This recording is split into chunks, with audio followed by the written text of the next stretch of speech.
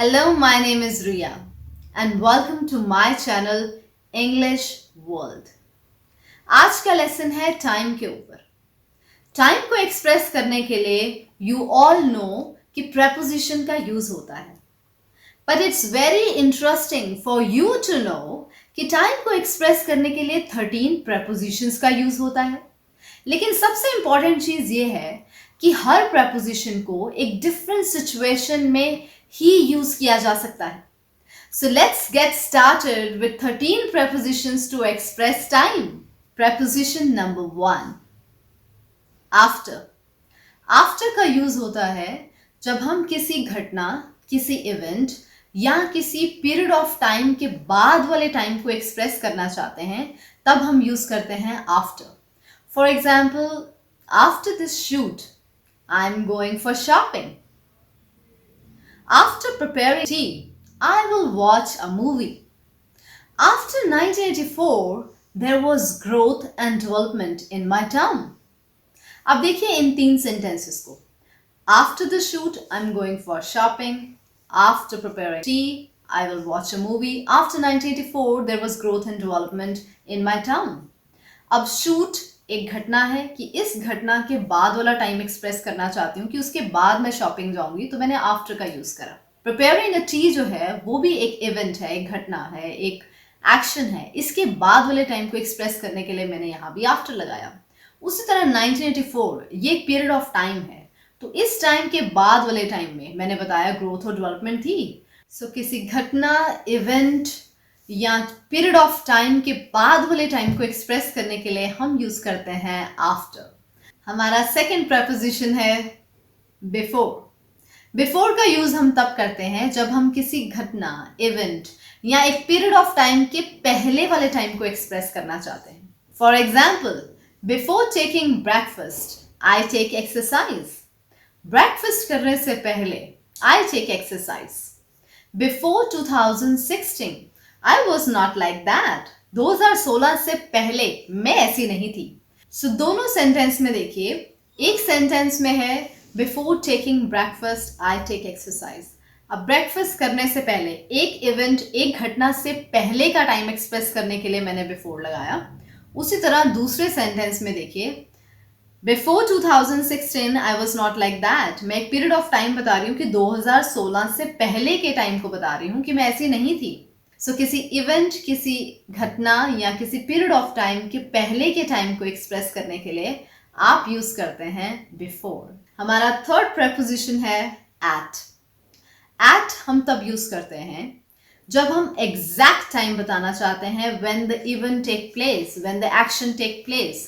कोई घटना या कोई एक्शन के होने का एग्जैक्ट टाइम बताने के लिए हम यूज करते हैं at. For example, my lecture starts at 7 a.m. every day. My lecture starts at 7 a.m. every day. मेरा लेक्चर हर रोज सुबह 7 बजे शुरू होता है. अब मैं इस घटना में, इस सिचुएशन में जो मेरे लेक्चर स्टार्ट होने का टाइम है वो एग्जैक्ट 7 बता रही हूँ, तो इसीलिए यहाँ पर यूज होता है at. Preposition number 4. हमारा preposition number 4 है by. by. by का यूज हम तब करते हैं जब हम किसी को ये एक्सप्रेस करना चाहते हैं कि या तो इस टाइम तक या उस टाइम से पहले पहले, या उस टाइम तक या उस टाइम से पहले पहले वाला टाइम एक्सप्रेस करने के लिए हम यूज करते हैं by. Not later than that time, उस टाइम के बाद नहीं. For example, if I say that by the time I started shooting the light was gone. मतलब जब तक मैंने शूटिंग शुरू करी उस टाइम तक या उस टाइम से पहले पहले लाइट वॉज गॉन, लाइट जली गई थी. हमारी नेक्स्ट एग्जाम्पल है I will be ready bye 7. I will be ready bye 7 का मतलब ये है कि या तो मैं 7 बजे तक रेडी हो जाऊंगी या 7 से पहले ही रेडी हो जाऊंगी, नॉट लेटर देन 7, 7 के बाद नहीं. तो इस तरह के टाइम को एक्सप्रेस करने के लिए हम यूज करते हैं बाय. या इस टाइम तक या इस टाइम से पहले पहले. I'll be ready by 7. Preposition number 5. Preposition number 5 है during. During का मतलब है total period, like throughout the period. पूरा समय एक्सप्रेस करने के लिए हम during लगाते हैं. For example, during 18 years, I have seen a huge growth of my company. 18 साल के दौरान मैंने अपने कंपनी का बहुत ज़्यादा ग्रोथ देखा है। अब मैं यहाँ पर पूरे 18 साल एक complete total period total amount of time को एक्सप्रेस कर रही हूँ और यहाँ पर हम यूज़ करते हैं during. It's not for a particular 1 year और 2 year, it's complete total time, total 18 साल। सो ड्यूरिंग का इस तरह से हम इस्तेमाल करते हैं। Let's look at one more example. The phone wrong during my shoot.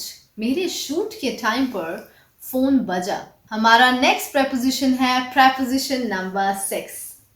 This is for. For का यूज हम तब करते हैं जब हम ये एक्सप्रेस करना चाहते हैं कि कितना टाइम, टोटल कितना टाइम, लाइक कितना टाइम है वो, अमाउंट ऑफ टाइम क्या है। फॉर एग्जाम्पल इफ आई से I am busy for 2 days, यहाँ पर 2 days एक्सप्रेस कर रहे हैं कि मेरा अमाउंट ऑफ टाइम जो है वो 2 दिन का है।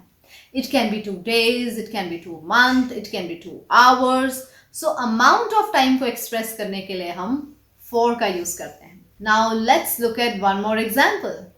I am free for this coming week. I am free for this coming week. अब this coming week जो है यहाँ पर एक amount of time को express कर रहा है कि एक हफ्ते के लिए। तो यहाँ पर हम for का इस्तेमाल करते हैं। For is used for amount of time, to express amount of time. Preposition number 7. हमारा 7th preposition है from. From का यूज हम तब करते हैं when you want to indicate the point in time at which the activity starts. एक ऐसा time जिसमें एक्टिविटी स्टार्ट करने की बात हो रही है, उस पर्टिकुलर टाइम को एक्सप्रेस करने के लिए हम from का यूज करते हैं। For example, I am not coming from Thursday. मैं थर्सडे से नहीं आ रही। अब मैं यहाँ पर जो टाइम एक्सप्रेस करना चाहती हूँ वो है कि जो मेरी एक्टिविटी है ना आने की, वो स्टार्ट हो रहा है थर्सडे से। तो एक पर्टिकुलर टाइम जहां से मेरी एक्टिविटी स्टार्ट हो रही है उस टाइम को एक्सप्रेस करने के लिए हम यूज करते हैं from. I am not coming from Thursday. From preposition की बात करें और अपने नेक्स्ट प्रेपोजिशन को भूल जाएं, ऐसा नहीं हो सकता। बहुत ज़्यादा स्टूडेंट्स फ्रॉम का यूज़ करना जानते हैं कि इसको कैसे यूज़ करना है, इसके कैसे सेंटेंस बनाने हैं। लेकिन अगर मैं बात करूं फ्रॉम एंड टू, इस कॉम्बिनेशन के, इस प्रेपोजिशन के, तो बहुत ज़्यादा स्टूडेंट्स, बहुत ज़्यादा लोग इसमें गलतियां करते हैं।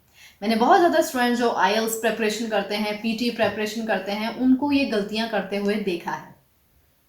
जैसे मैंने बताया कि फ्रॉम का यूज़ आप तब करते हैं जब आप इंडिकेट करते हैं point of time eight which the activity starts. किसी एक्टिविटी के स्टार्ट होने का टाइम एक्सप्रेस करने के लिए फ्रॉम लगाते हैं। उसी तरह फ्रॉम एंड टू तब लगाया जाता है जब आप एक ऐसा टाइम एक्सप्रेस कर रहे हैं जिसमें एक्टिविटी के स्टार्ट होने का और उसके एंड होने का दोनों टाइम प्रेजेंट हैं, वहां पर आप फ्रॉम एंड टू यूज करते हैं। For example, from 1984 to 1988 there was a sharp rise in the petrol prices. अब मैं यहाँ पर ये कहना चाहती हूँ कि जो पेट्रोल के प्राइस हैं उसमें एक शार्प राइज था। 1984 से शुरू हुआ और 1988 तक था, दोनों टाइम में एक्सप्रेस कर रही हूँ, तो यहाँ पर लगेगा फ्रॉम एंड टू।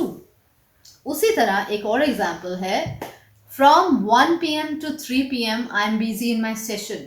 तो मेरे सेशन 1 बजे शुरू हो रहे हैं और 3 बजे तक हैं, तो मैं ये कहना चाहती हूँ कि 1 बजे से 3 बजे तक मैं बिजी हूँ। तो हमारे एक्शन का स्टार्टिंग टाइम और उसका एंडिंग टाइम दोनों जब प्रेजेंट होते हैं तो हम यूज करते हैं फ्रॉम एंड टू प्रेपोजिशन। हमारा नेक्स्ट प्रेपोजिशन, 9th प्रेपोजिशन है इन। इन का यूज हम तब करते हैं जब हम ये कहना चाहते हैं, हम एक्सप्रेस करना चाहते हैं a period of time during which an event happens. एक ऐसा पीरियड ऑफ टाइम जिस टाइम के बीच में कोई एक्शन हुआ, उस टाइम के दौरान एक एक्शन हुआ। For example, I am coming in 10 minutes, mom I am coming in 10 minutes, मैं 10 मिनट में आ रही हूँ।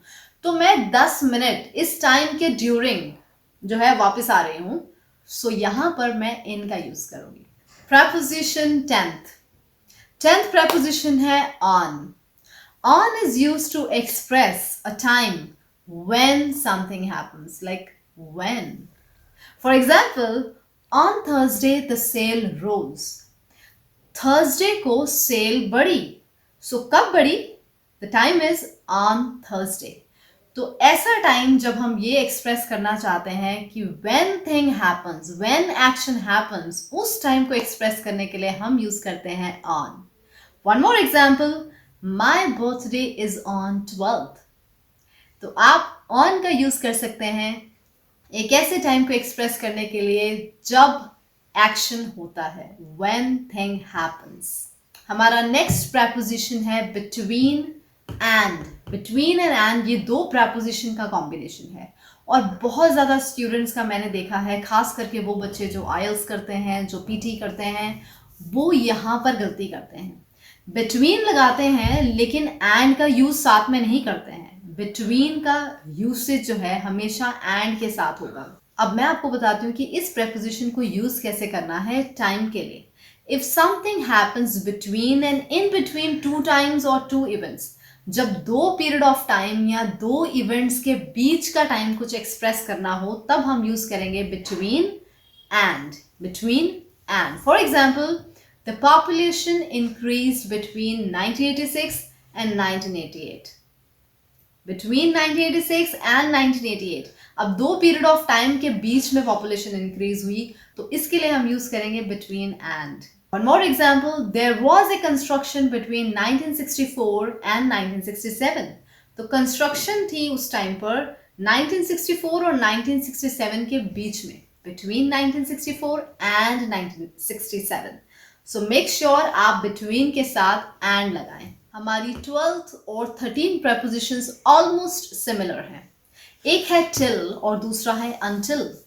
दोनों का मतलब ये है, ये इस तरह की सिचुएशन में एक्सप्रेस करते हैं टाइम को जब आप कहना चाहते हैं कि किसी पर्टिकुलर टाइम तक या किसी इवेंट तक, तो उस टाइम को एक्सप्रेस करने के लिए आप यूज करते हैं till और until। For example, the movie didn't and till 11 PM। Movie रात के 11 बजे तक खत्म नहीं हुई। तो मेरा यहाँ पर टाइम एक्सप्रेस करने का ये तरीका है कि 11 बजे तक नहीं हुई, तो 11 बजे तक को एक्सप्रेस करने के लिए मैंने यहाँ पर till लगाया है। उसी तरह एक और सेंटेंस आप until के लिए बना सकते हैं, the play continued until it got dark। Play तब तक चला जब तक अंधेरा नहीं हुआ, until it got dark। और the best example which I can give you for until is keep watching my videos until you become fluent। तो मेरी वीडियोस तब तक देखते रहिए जब तक आप फ्लुएंट नहीं हो जाते। Now look at the assignment. The assignment is that you have to make sentences on 13 prepositions जो एक्सप्रेस करेंगे टाइम के ऊपर। ये सारी असाइनमेंट आपने कमेंट बॉक्स में टाइप करके मुझे भेजनी है and I'll make sure that I evaluate each one's assignment। सो जाने से पहले अगर आप फर्स्ट टाइम चैनल देख रहे हैं then do subscribe the channel and press the bell icon ताकि आप तक सारी वीडियोस की नोटिफिकेशन पहुंच जाएं। और अगर आप रेगुलर वॉचर हैं then please like it, comment it and share it with your friends to contribute English in their life. So I will see you soon in my next lesson. Till then you take care and stay blessed.